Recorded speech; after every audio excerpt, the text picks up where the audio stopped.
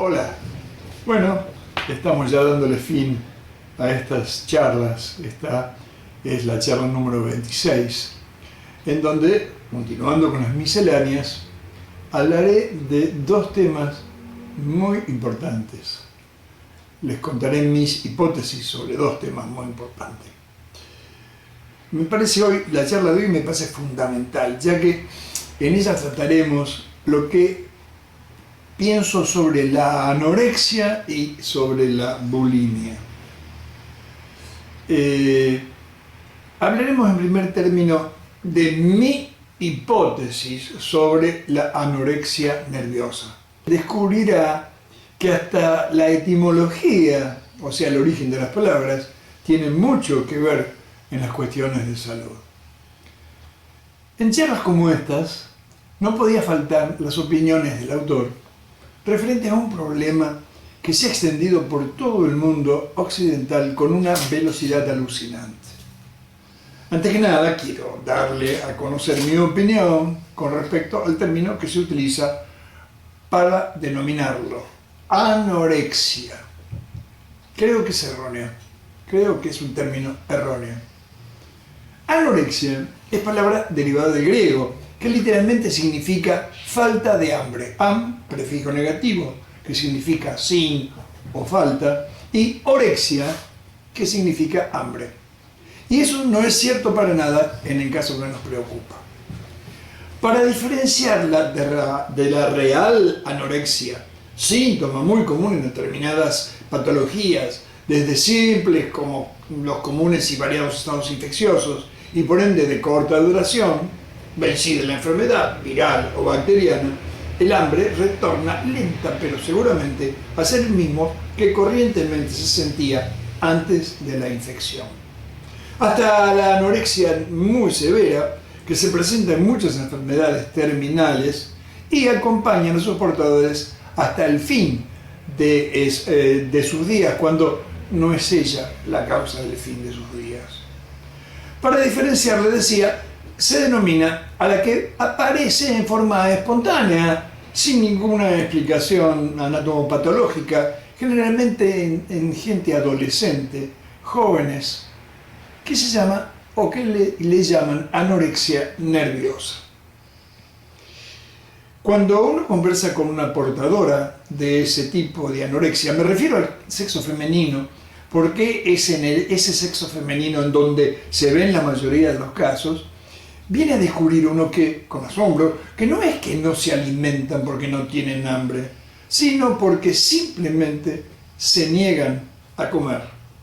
Aunque debo aclarar que luego de 4 o 5 días de inanición, la sensación de hambre prácticamente desaparece a causa de que nuestro organismo entra en un proceso denominado acidosis, se vuelve ácido, y eso transcurre con una fuerte disminución de la sensación de hambre.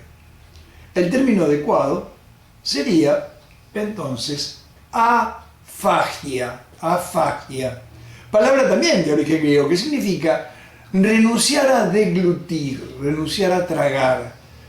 De la letra A, prefijo negativo, y fagos, que quiere decir deglutir. Estas disquisiciones podrían tomarse a primera vista como un simple preludio idiomático de quien les habla, pero trataré de convencerlo de que no lo es para nada. Si hablamos de afagia, se nos facilita el razonamiento para comprender los cuadros de otras muchachas que no pueden denominarse literalmente así, ya que no es que no comen porque se niegan a deglutir, sino que comen muy poco, por lo que el apelativo de afágicas sería impropio. A ellas debemos denominarlas hipofágicas o oligofágicas. Hipo, también prefijo griego, significa deficiencia, y oligo también quiere decir eso, escaso o deficiente. Es extremadamente importante esa diferenciación, porque las medidas terapéuticas a tomar ante una afágica o ante una hipofágica han de ser muy diferentes, tan diferentes como las causas por las cuales han llegado a uno u otro estado. Se cree inocentemente y como un hecho indiscutible que la culpa de la anorexia la tienen las imágenes que por estos tiempos nos muestran los medios de comunicación. Mujeres muy bonitas y de cuerpos superlativamente afinados. Aunque debo reconocer que en estos últimos tiempos el problema ya no es tan grave como lo fue en las décadas del 70, del 80 y principios del 90. Todas las adolescentes quieren parecerse a ellas, a las chicas finas, de cuerpo afinado que les hablaba recién. Se piensan, ¿no?, que todas se ponen en ese estado porque quieren parecerse a ellas. Esa es la causa de tan universal trastorno, se cree. Pero ese pensamiento es absolutamente erróneo a mi manera de ver las cosas. Las afágicas se someten a tan terribles privaciones porque a causa de graves trastornos psiquiátricos sienten un patológico miedo a crecer y han creído descubrir, pero peor, con tanta imprudente difusión que se ha hecho del tema, se lo han enseñado, que no comiendo se puede dejar de seguir creciendo. Sienten un miedo morboso a transformarse en adultas. Antes hemos hablado de la crisis de identidad de los adolescentes, ¿recuerdan? Del gran drama que soportan al tener que dejar atrás la dependiente pero cómoda niñez para ir rumbo a una adultez forzosamente responsable que les exigirá el autoabastecimiento, proceso que es natural e irreversible. Una inmensa cantidad de muchachas y algunos varones, las mujeres son muchísimo más numerosas que los varones en estos problemas, simplemente porque en ellas se notan muy rápidamente los cambios corporales que las alejan de la infancia. Han descubierto que para prolongar la niñez, con dejar de comer es suficiente. El Peter Pan que todos llevamos dentro aparentemente puede cumplir con su ilusión. Ya no crezco más. Si conoce usted alguna afágica, habrá notado que su cuerpo es igual al de una niña, pero tan niña que ni siquiera menstrua, como las niñas de verdad. La solución de este problema es terriblemente compleja. Hasta ahora, los resultados obtenidos con los casi torturantes métodos de los grupos de autoayuda han sido menos frustrantes que los tratamientos psiquiátricos, y esto algo menos decepcionantes que las terapias psicológicas. A pesar de toda esa ayuda, los padecientes de afagia llegan en gran número, desgraciadamente, en forma directa o indirecta a la muerte por complicaciones a causa de tanto tiempo de inanición. Las hipo u oligofágicas sufren un trastorno con muchas mejores expectativas. Ellas sí, simplemente quieren lucir un cuerpo a la moda. Les han enseñado otra manera diferente de poner de manifiesto las naturales rebeldías adolescentes. Ellas no comen para poder parecerse a las esqueléticas modelos que ven en las revistas y en la televisión, o a sus amigas que ya lo lograron. Gracias a Dios, algunos países ya han legislado para poner coto a la exhibición de modelos con cuerpos tan magros. Sería fantástico que esa actitud se universalizara. Si fuera yo legislador, propondría que cada vez que aparezca la imagen de una modelo luciendo algún tipo de ropa, se ponga al pie de la imagen la edad de ella, ¿no? Ya hemos comentado que es de uso maquillar a niñas, inclusive algunas que aún no han comenzado a menstruar, para que tengan el aspecto de señoritas de 20 o 25 años. Lo que se consigue con esas prácticas es que adolescentes de esas edades quieran lucir el cuerpo de las que ven en las pasarelas. Si ellas tienen mi edad, creen, ¿por qué yo no puedo tener el cuerpo igual que el de ellas? Pero a causa de la grasa sexual que ya han desarrollado a esas edades, solo pueden conseguir, como ya hemos visto, si se carencian tanto de su alimentación como para reducir su masa muscular y luego su grasa sexual. Su grasa sexual femenina, ¿lo recuerdan? hablamos de eso la vez anterior, cosa que invariablemente será transitorio.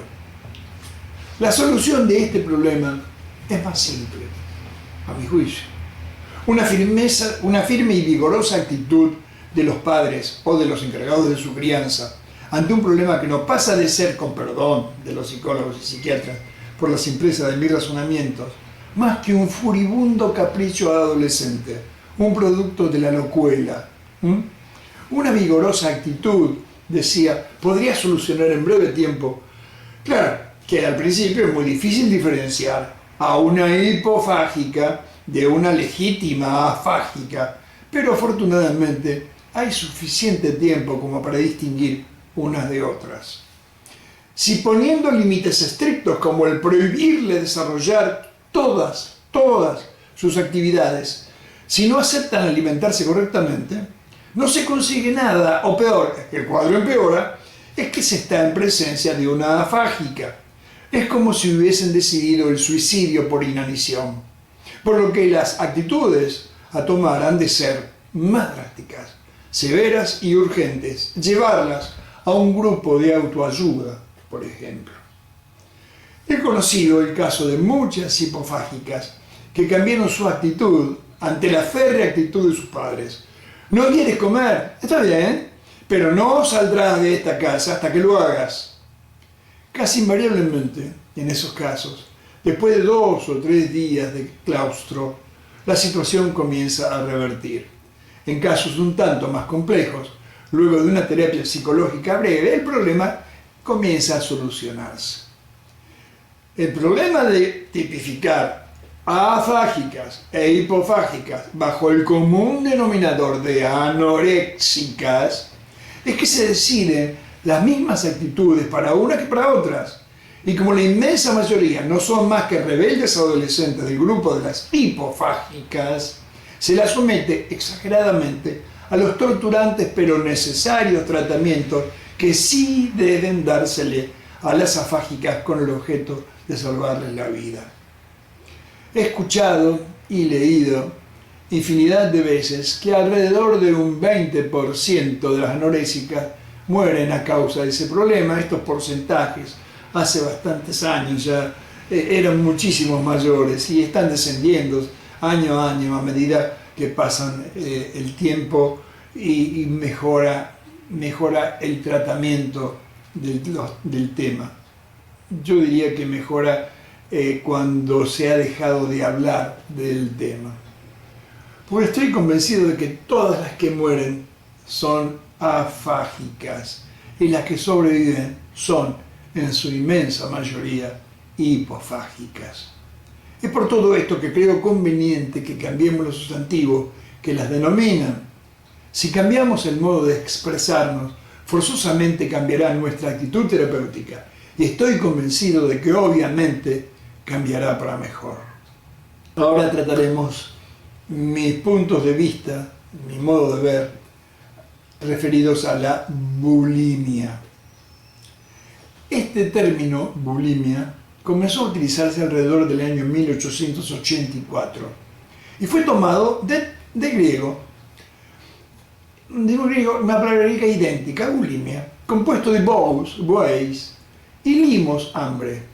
Literalmente significa entonces hambre de buey, hambre exagerada. Por eso la figura esa de hambre de buey. Y su sinónimo médico es polifagia, así le llamamos los médicos. Pero el uso en las últimas décadas ha hecho que tan solo sirva para definir a personas que se atosigan con cualquier tipo de alimento y luego toman extremas actitudes pretendiendo que lo que han comido no los engorde, vomitando después de la ingesta y además consumiendo laxantes y diuréticos en dosis abusivas para pesar menos, obviamente. Para complicar aún más las cosas, en los últimos años se ha creado un supuesto tercer estado, una mezcla de anorexia y bulimia, al que han dado en llamarle bulianorexia o bulinorexia, que es el que se supone padecen los portadores de anorexia, a la que alternan con periodos de incontrolable compulsión por comer cualquier cosa. Opino que los ataques irrefrenables de apremio por ingerir cualquier tipo de cosa en cantidades desmesuradas que se ven en algunas de las afágicas y en todas las hipofágicas, no más que un auténtico mecanismo de defensa de un organismo que se encuentra en la grave emergencia de estar fuertemente carenciado de vitales nutrientes. A veces es tan ciega esa compulsión por devorar que llegan a ingerir elementos que no son considerados por ninguna cultura como alimentos verdaderos. Recuerdo dos casos que me impresionaron. Uno, el de una muchacha que, desfalleciente de hambre por haberse negado a comer durante algunos días, encontró en el freezer de su heladera una docena de tapas de empanadas y se las comió en bloque, sin siquiera esperar a que se descongelen. Y de otra, que me relató, hurgó en el tarro de desperdicios y se engulló las cáscaras de papas que su madre había arrojado en él al mediodía. Es exactamente igual a la sed incontrolable de las personas que por desgraciadas circunstancias se han visto en la horrible situación de estar varios días sin contar con nada para beber, por lo que han llegado al colmo de tomarse su propia orina. Para los defensores de la bulimia, el acto antinatural de beber cosas tan inusuales como la propia orina sería un acto de budipsia, sed de buey, de bous, buey, y dipsia, sed. Cuando uno conversa con supuestas bulímicas, no tiene más que caer en la conclusión que su ingesta incontrolada no es más que una excusa para poder provocarse el vómito. Propongo que a estos pacientes se los llame emetómanos, palabra también derivada del griego, emeto, yo vomito, y de manía, lo que en este caso debe interpretarse como una compulsión incontenible. El reflejo de vómito hace que en nuestro cerebro libere unas sustancias denominadas endorfinas, que tienen estructura química y acciones similares a la morfina. Elevan el umbral de dolor y producen una extraña sensación de bienestar, como la morfina. Esa producción de endorfinas es la que nos hace sentir tan plácidos luego de un vómito ocasional a causa de una indigestión, por ejemplo, pero que es casi tan adictivo como su similar, la morfina. Los emetómanos bulímicos se provocan el vómito a causa de su inconsciente necesidad de sentir esa pseudo reconfortante acción de las endorfinas. El gravísimo problema es que con el correr de los días se hacen adictos a esos neuroproductos puestos a funcionar a partir de la acción de vomitar, motivo por el que se le hace tan difícil eliminar ese hábito. Diciéndolo crudamente, se hacen adictos a su propia droga. He visto y conocido muchos casos de emetómanos, pero les voy a relatar uno que es muy ejemplificador. Esta es una anécdota de consultorio. La señora N, vamos a llamarla así, señora N, era a principios de la década del 90, una mujer de 44 años que vino a pedirme ayuda, desesperada, porque quería dejar de vomitar. Siendo una adolescente, una amiga le preguntó por qué se cuidaba tanto en su alimentación, por lo que ella le explicó que era causa de su miedo a engordar. La amiga entonces le confió una táctica que usaba con el mismo objeto. Yo como lo que quiero y cuando me siento harta voy y vomito lo que comí. Mi paciente, tenía 15 años por aquellas épocas, reconoció a esa actitud como salvadora. Ahora podía engullir lo que quisiera, si todo después lo vomitaba. Ya no engordaría más sin privarse de nada. Al principio la cosa parecía andar bien. Comía lo que le apetecía y no engordaba, ya que lo arrojaba después de haberse saciado. Pero cuando pasaron algunos meses, notó asustada que ya no podía dejar de producirse el vómito, aunque hubiese comido muy poco, o peor, aunque por alguna causa, un fuerte estado gripal por ejemplo, algún día no hubiese consumido nada. Se avergonzaba de eso, por lo que ideó 1000 estratagemas para que nadie descubriera su hábito secreto. Se casó, tuvo un hijo. Sus dientes se habían empequeñecido a causa del contacto diario con el ácido clorhídrico del jugo gástrico. Cuando su esposo descubrió accidentalmente su incontrolable manía, apeló a 1000 recursos, inclusive a un grupo de autoayuda, pero no hubo resultados. Me consultó una tarde de jueves de 1991. Quiero dejar de vomitar, fue su súplica. No estaba gorda, tampoco flaca. Al fin uno vomita generalmente solo la mitad de lo que contiene su estómago. Era una mujer delgada, sus hábitos alimentarios eran normales. Solo sus pequeñitos dientes y su expresión triste y atormentada, melancólica, denotaban en ella algún grave padecimiento. Desde hacía muchos años jamás consumía grandes cantidades de nada, pero su compulsión era totalmente incontrolable. ¿Ha estado un solo día sin vomitar en todos estos años?, le pregunté. No, jamás. Ni uno solo dejé de hacerlo, y a veces vomito varias veces en el día, me respondió. Creo que sería muy interesante intentar estar 24 horas sin provocar el vómito, aunque más no sea eso, le comenté inocentemente. Quiero que me cuente qué ha sentido al estar un día sin hacerlo. Le propongo que esta noche, hasta ese momento no había vomitado, no llene mucho su estómago. Tome luego de cenar 40 gotas de este medicamento, que era metoclopramida, un evacuante gastrohipotente antivomitivo que todos hemos consumido alguna vez, y que luego le recomendaba salga a caminar con su esposo no menos de 1 hora. Al volver a su casa, su estómago estará completamente vacío, por lo que no tendrá ya nada que expulsar de él. A la semana siguiente ocurrió la consulta según lo habíamos pactado. ¿Cómo le fue?, le pregunté expectante. Mal. Hice lo que me indicó. Cuando llegamos de caminar, estaba agotada y con languidez, por lo que nos fuimos inmediatamente a la cama. Ni bien noté que mi esposo se había dormido, me levanté en puntas de pie, fui al baño, vomité un poco de espuma y luego me acosté. Me dormí profundamente. Fin de la anécdota. ¿Qué hacer con los emetómanos?, es la pregunta obligada. A mi modo de ver, necesitan urgentemente la consulta con equipos interdisciplinarios especializados en adicciones.